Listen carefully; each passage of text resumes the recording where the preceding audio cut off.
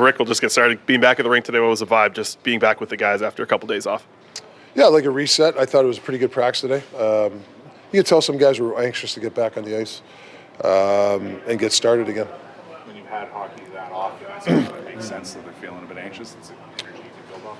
Yeah, that's who we are, right? Hockey players, coaches, we're schedules, right? So when you get 3 days off, people get antsy. But yeah, I think we got 44 days before the Four Nations, 21 games. So it's really I hate to say a sprint, but this is a focus level for us. We got 21 games left. I think we got, the way I compute, 15 practices. So there's a lot. Every day matters right now.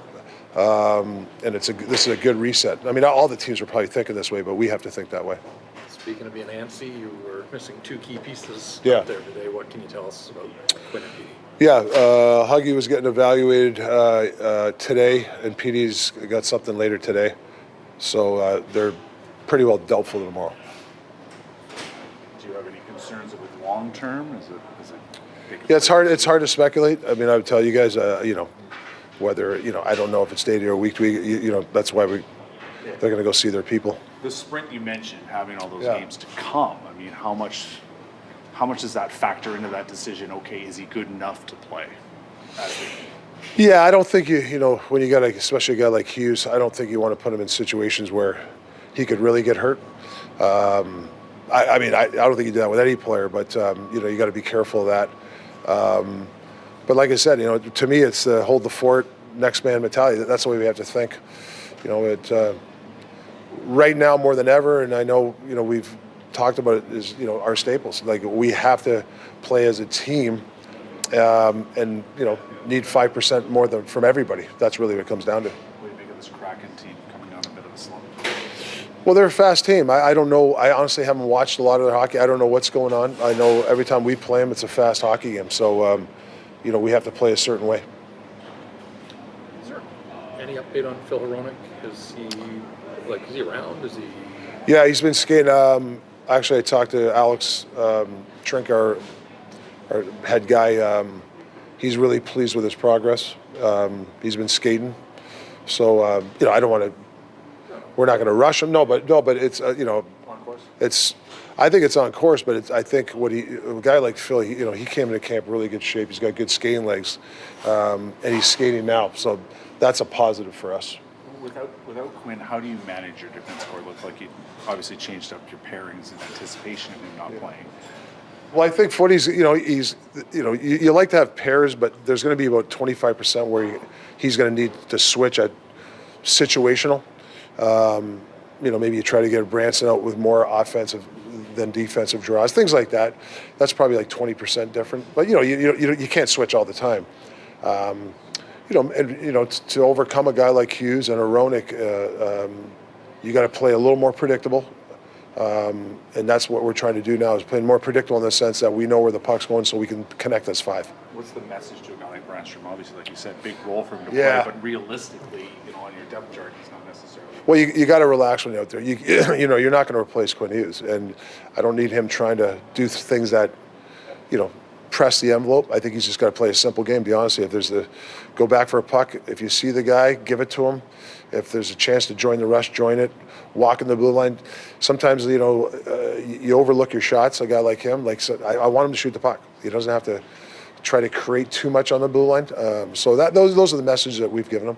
Demko tomorrow? Yeah, Denver. Yeah. And what about what's the thinking behind Brisebois? Is that just a nod to the veteran guy and give him a couple days up here? Well, I think when like I said, you rely on the RJ, the general manager, and we obviously need another defenseman, and he's played really well, I guess, the last 7-8 games, like NHL style, like smart, not getting beat. He's a system guy. I mean, that's what we need, calmness. He's a guy that can supply us if he plays. Just as we come out of holiday break here, you guys have managed to keep your head above water with all the adversity. Are you content with where you are, like in a wild card spot, 5 games in? No, I'm not content at all. But I will say I'm proud of the fact there's been a lot thrown at this team. Let's face it, whatever how you want to, people in and out, stuff like that. A lot of noise. To be where we're at is a positive. Like Quinn said the other day, we have some guys that we have to play better. But to be in our situation, that's a positive. But saying that, we know the process has to get better. We know that, when we're playing a game and we feel like we have a good game going, where a team makes a press, we got to make sure that we can still make plays. I find that we start throwing pucks away. Guys tend to, I don't want the puck type of thing, and I want the opposite. I want guys to make plays under pressure. So that's probably the thing that we have to get better at, and that will help out our overall game plan. And we got to play to our team identity. We know who we are. We can't go shift for shift with people and try to outscore a team. We got to play a smart hockey game, and when there's a time to counter. And you reminded us all, I think after the Colorado game, that Demmer's a pretty good goalie. Yeah. He's coming to his 5 starts here. Yeah. I mean, first of all, he's healthy, right? Like that was, he had to keep Yeah. showing up and being available. Beyond that, I think, there's probably room for improvement in his overall numbers, but he's made some big saves for you. How do you look at your goaltending here? Like, you've got 2 guys, and that's a luxury for you. Is it an open competition? Like, do you guys have a plan? You talked about knowing 21 games. And Yeah, I don't think of it like, listen, Thatcher Demko's a top 2-3 goalie in the league. So, I mean, he's starting to round into form.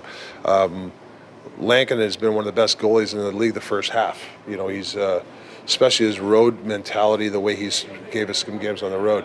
I mean, we got a luxury. So it's whoever I pick, I know you're going to get some good goaltending.